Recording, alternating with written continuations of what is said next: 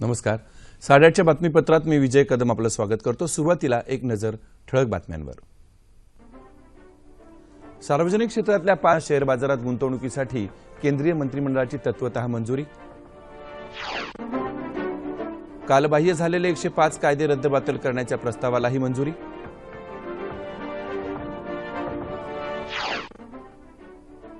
विमुद्रीकरणाच्या निर्णयासंदर्भात सरकार आणि रिझर्व्ह बँकेदरम्यान गेल्या वर्षीपासूनच चर्चा चालली होती. उर्जित पटेल यांची माहिती. पाकिस्तानमध्ये असलेल्या मसूद अझहरला दहशतवादी ठरवण्याच्या भारताच्या मागणीला फ्रान्सचा पाठिंबा.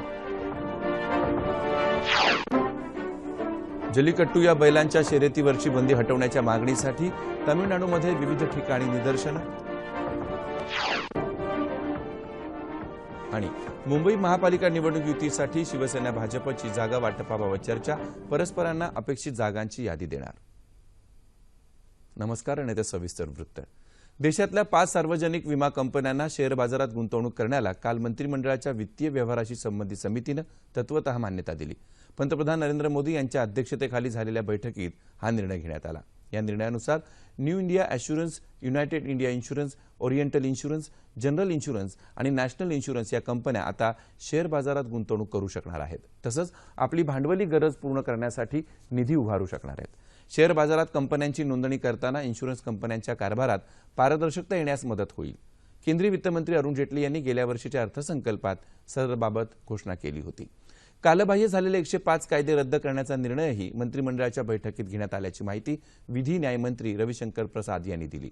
कालबाह्य आणि अनावश्यक कायदे शोधून काढण्यासाठी प्रधानमंत्री कार्यालय आणि भारतीय विधी आयोगानं नियुक्त केलेल्या द्विसदस्यीय समितीनं एकूण 1824 कायदे कालबाह्य झाल्याचं म्हटलं होतं. त्यापैकी 1175 कायदे याआधीच रद्दबातल करण्यात आलेत असंही रविशंकर प्रसाद यांनी सांगितलं. देशभरातील सूक्ष्म आणि लघु उद्योगांना पतपुरवठा करण्यासाठी पतहमी निधीमध्ये 2,500 कोटींवरून 7,500 कोटींपर्यंत वाढ करण्याचा निर्णयही घेण्यात आला. सार्वजनिक क्षेत्रातील कंपन्यांची निर्गुंतवणूक प्रक्रिया वेगानं पूर्ण करण्याची आवश्यकता लक्षात घेऊन सरकारचा विशिष्ट हिस्सा निश्चितीसाठी पर्यायी यंत्रणा तयार करण्यात येणार आहे. या निर्णयालाही मंत्रिमंडळाच्या बैठकीत मान्यता देण्यात आली. रस्ते वाहतूक आणि महामार्ग क्षेत्रामध्ये सहकार्य करण्याच्या भारत आणि संयुक्त अरब अमिराती यांच्यातील सामंजस्य कराराला या बैठकीत मंजुरी देण्यात आली. या करारानुसार वाहतूक क्षेत्रातील तंत्रज्ञान, वाहतूक विषयक धोरण, नियोजन, प्रशासन आणि व्यवस्थापन यांचं उभय देशात आदान प्रदान करण्यात येणार आहे. विमुद्रीकरणाच्या निर्णयासंदर्भात सरकार आणि रिझर्व्ह बँकेदरम्यान गेल्या वर्षीच चर्चा चालू झाली होती अशी माहिती रिझर्व्ह बँकेचे गव्हर्नर उर्जित पटेल यांनी काल संसदेच्या स्थायी वित्त समितीला दिली. काँग्रेस नेते वीरप्पा मोइली यांच्या नेतृत्वाखाली ही समिती स्थापन करण्यात आली आहे. मोठ्या मूल्याच्या नोटा रद्द करण्याचा निर्णय नेमका कुणाचा होता, तसंच रिझर्व्ह बँकेची स्वायत्तता अशा मुद्द्यांवर यावेळी पटेल यांना प्रश्न विचारण्यात आले. समितीचे सदस्य डॉक्टर मनमोहन सिंग यांनीही काही प्रश्न विचारल्याचं समजतं. विमुद्रीकरणानंतर चलन व्यवस्थेत 9 लाख कोटी रुपयांहून अधिक रकमेच्या नव्या नोटा चलनात आल्याचं त्यांनी सांगितलं. दरम्यान संसदेच्या लोकलेखा समितीने या प्रकरणी उर्जित पटेल यांना प्रश्नावली पाठवली असून 20 जानेवारीला हजर राहायला सांगण्यात आलंय. केंद्रीय वित्त मंत्रालयालाही या समितीनं प्रश्न विचारले असून त्यांची सविस्तर उत्तरं देण्यासाठी मंत्रालयानं वेळ मागितला आहे. पाकिस्तानमध्ये असलेला जैश ए मोहम्मद या दहशतवादी संघटनेचा म्होरक्या मसूद अझहरला दहशतवादी ठरवण्याच्या भारताच्या मागणीला फ्रान्सनं पाठिंबा जाहीर केलाय. मसूद अझहरला जागतिक दहशतवादी ठरवणारा एक प्रस्ताव संयुक्त राष्ट्रांच्या सुरक्षा समितीच्या प्रतिबंध समितीमध्ये पुन्हा सादर करावा यासाठी पुढाकार घेण्याचं आश्वासन फ्रान्सनं दिलंय. फ्रान्सचे राष्ट्राध्यक्ष फ्रान्सवा ओलांद यांचे राजनैतिक सल्लागार जेम्स आदिवर्थ यांनी ठामपणे भारताच्या मागणीचं समर्थन केलं आहे. मसूद अझहरच्या मुद्द्यावर संयुक्त राष्ट्रांच्या सुरक्षा परिषदेच्या प्रतिबंध समितीच्या सदस्य देशांशी भारताची चर्चा चालू आहे. या समितीमध्ये फ्रान्सचा समावेश असून भारताच्या मागणीला फ्रान्सनं पूर्ण समर्थन दर्शवलंय. तसंच एनएसजी अर्थात अणु पुरवठादार देशांच्या गटाचं सदस्यत्वही भारताला मिळेल असा विश्वास जेम्स आदिवर्थ यांनी व्यक्त केला आहे. तमिळनाडूमध्ये जल्लीकट्टू या बैलांच्या शर्यतीच्या समर्थनासाठी चेन्नई आणि इतर ठिकाणी लोकांनी मोठ्या प्रमाणावर निदर्शनं केली. जल्लीकट्टूवर घेतलेल्या बंदीला विरोध करण्यासाठी चेन्नईच्या मरीना बीचवर लोक मोठ्या संख्येनं जमा झाले. अशाच प्रकारची निदर्शनं तमिळनाडूच्या इतर भागातही झाली. दरम्यान मद्रास उच्च न्यायालयानं या प्रकरणात हस्तक्षेप करायला नकार दिलाय। हे प्रकरण सर्वोच्च न्यायालयाच्या अधिकारात असल्यानं त्यात आपण हस्तक्षेप करू शकत नसल्याचं मद्रास उच्च न्यायालयानं म्हटलंय। तमिळनाडूचे मुख्यमंत्री पनीरसेल्वम आज पंतप्रधान नरेंद्र मोदी यांची या संदर्भात भेट घेणार आहेत। या प्रकरणात एक अध्यादेश काढण्याची मागणी पनीरसेल्वम करण्याची शक्यता आहे। छत्तीसगडमधल्या नक्षलग्रस्त नारायणपूर जिल्ह्यामध्ये एका शक्तिशाली स्फोटामध्ये 3 महिलांचा मृत्यू झाला तर 4 जण जखमी झाले। महिलांचा एक गट जंगलामध्ये औषधी वनस्पती गोळा करत असताना त्यातल्या महिलांचा तिथं असलेल्या अत्याधुनिक स्फोटक उपकरणांवर पाय पडल्यानं हा स्फोट झाला। या स्फोटामागे माओवाद्यांचा हात असल्याची शक्यता वर्तवली जाते। विमुद्रीकरणाच्या निर्णय आणि प्रक्रियेचा निषेध दर्शवण्यासाठी काँग्रेसतर्फे काल देशभरातल्या रिझर्व्ह बँकेच्या कार्यालयावर मोर्चे काढण्यात आले। विमुद्रीकरणाच्या निर्णयानंतर 70 दिवस उलटूनही अद्याप बँकेतून पैसे काढण्यावर मर्यादा कायम आहेत आणि रोखीची समस्या सर्वसामान्यांना भेडसावते आहे असा आरोप काँग्रेसनं केला असून या सर्व गोष्टींची जबाबदारी स्वीकारून रिझर्व्ह बँकेचे गव्हर्नर डॉक्टर उर्जित पटेल यांनी राजीनामा द्यावाची मागणी काँग्रेसनं केली आहे। मुंबई काँग्रेस अध्यक्ष संजय निरुपम यांच्या नेतृत्वाखाली मुंबईत छत्रपती शिवाजी महाराज टर्मिनस ते रिझर्व्ह बँक असा मोर्चा काढण्यात आला।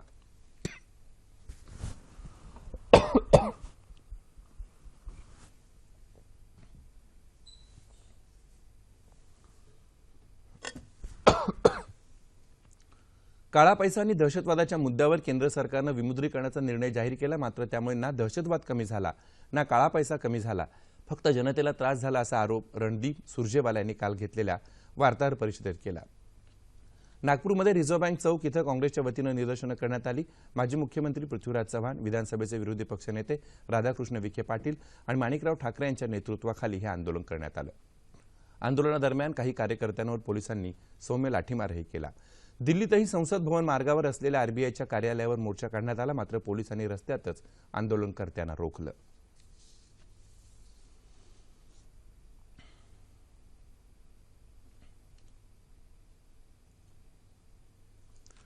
उत्तर प्रदेशमध्ये विधानसभा निवडणुकीसाठी समाजवादी पक्षानं काँग्रेसबरोबर आघाडी करण्याची घोषणा केली असली तरी जागा वाटपाबाबत अद्याप दोन्ही पक्षांमध्ये सहमती होऊ शकली नाही।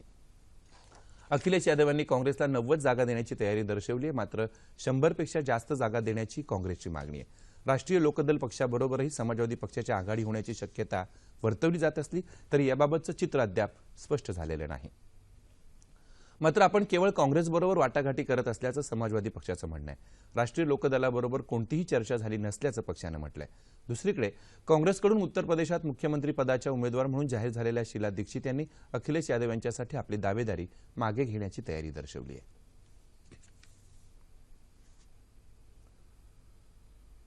मुंबई महानगरपालिकेच्या निवडणुकीसाठी युती करण्यासंदर्भात शिवसेना आणि भाजपच्या वरिष्ठ नेत्यांची दुसरी बैठक काल मुंबईत झाली। या बैठकीत उभय पक्षांनी सकारात्मक चर्चा केली असून जागा वाटपाबाबतही बोलणी झाली अशी माहिती शिवसेनेचे ज्येष्ठ नेते खासदार अनिल देसाई यांनी बैठकीनंतर पत्रकारांशी बोलताना दिली। भाजपने 114 जागांची मागणी केल्याचं त्यांनी म्हटलंय। जागा वाटपाबाबत दोन्ही पक्ष आपल्या अपेक्षित जागांची यादी एकमेकांना देतील, त्यानंतर पक्षातले ज्येष्ठ नेते अभ्यास करून पुढची बोलणी करतील असं देसाई म्हणाले। बैठकीनंतर पत्रकारांशी बोलताना मुंबई भाजपचे अध्यक्ष आशिष शेलार यांनी या बैठकीत मोकळ्या पद्धतीनं चर्चा झाल्याचं म्हटलं। दोन्ही पक्ष ज्या जागा जिंकू शकतील अशा जागांचा प्रस्ताव एकमेकांना देणार असल्याचं शेलार यांनी सांगितलं।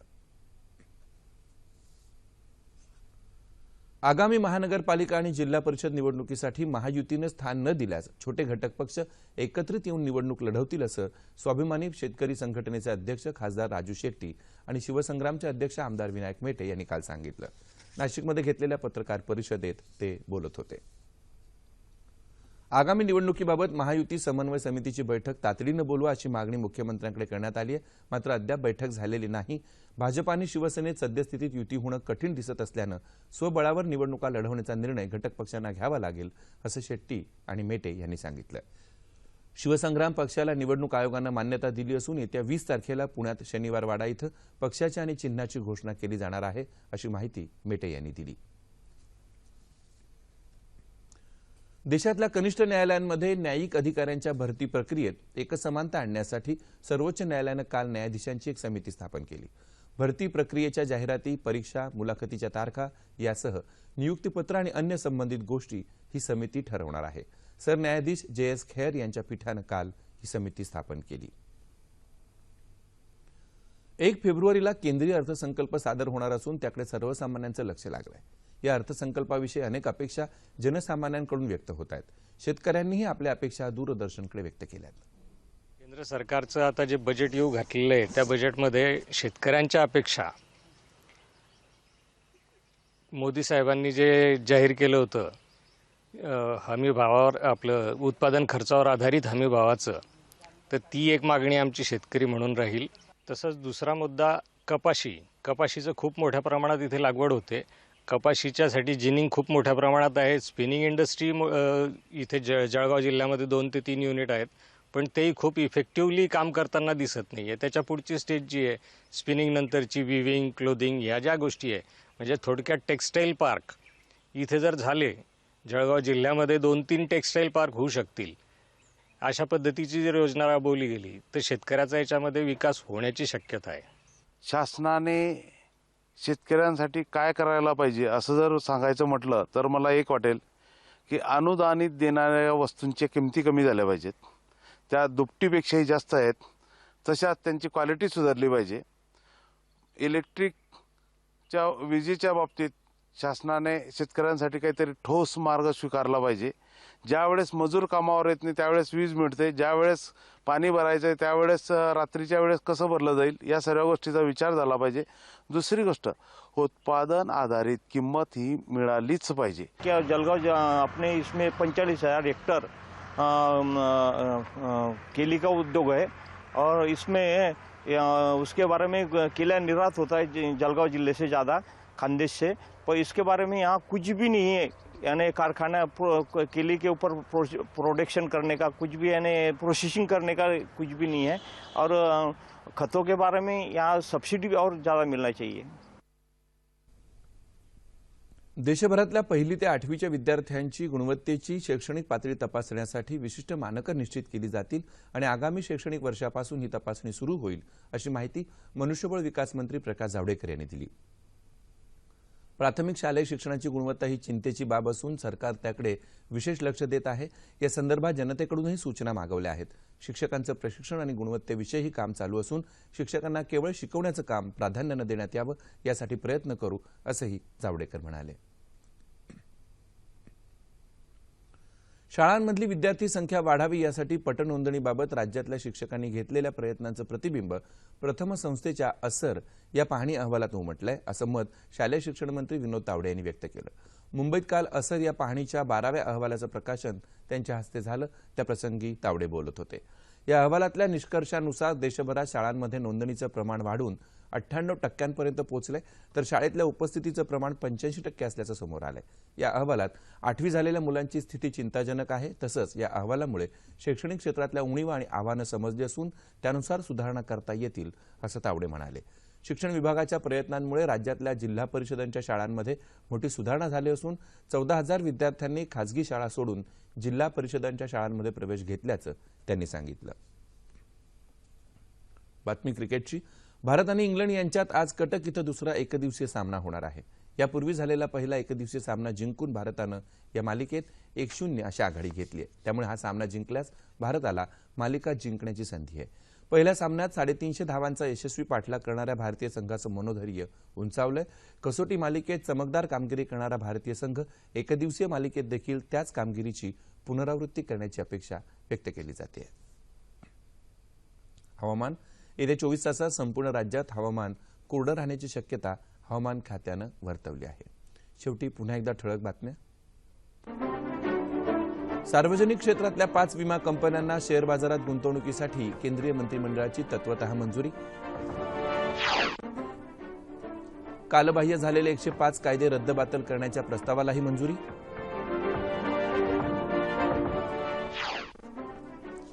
विमुद्रीकरणाच्या निर्णयासंदर्भात सरकार आणि रिझर्व्ह बँकेदरम्यान गेल्या वर्षीपासूनच चर्चा चालू होती, उर्जित पटेल यांची माहिती। पाकिस्तानमध्ये असलेल्या मसूद अझहरला दहशतवादी ठरवण्याच्या भारताच्या मागणीला फ्रान्सचा पाठिंबा। जलीकट्टू या बैलांच्या शर्यतीवरची बंदी हटवण्याच्या मागणीसाठी तमिळनाडूमध्ये विविध ठिकाणी निदर्शनं। आणि मुंबई महापालिका निवडणूक युतीसाठी शिवसेना भाजपची जागा वाटपाबाबत चर्चा, परस्परांना अपेक्षित जागांची यादी देणार. याबरोबरच हे बातमीपत्र संपलं. पुन्हा भेटूया सकाळी 11:30 वाजता सह्याद्री वाहिनीवर. नमस्कार.